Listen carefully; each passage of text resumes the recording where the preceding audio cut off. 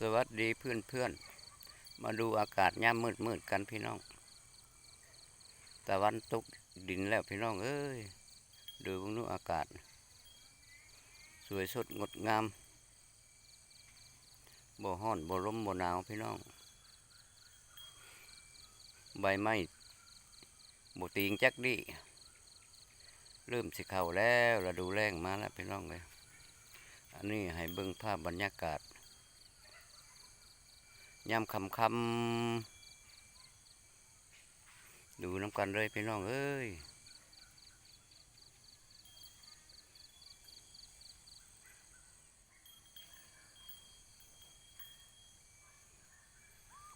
คนบ้านนอกบ้านนาพี่น้องอยู่ตามทงตามคังให้ดูเบิ่งทงหน้าที่เกี่ยวแล้วที่เสร็จสิ้นขึ้นไปแล้วเต็มไปด้วยตอเพืองต้นไม้บนต้นไม้ที่เขียวสดงดงามตามทุ่งไร่ทุ่งนาเดี๋ยวนี้ก็เริ่มใบรุ่นแน่แล้วพี่น้อง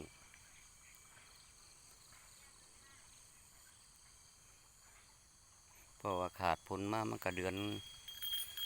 นกว่าๆเลยเด้ช่วงนี้แห้งหาวน้ำแล้วตอเพืองก็ได้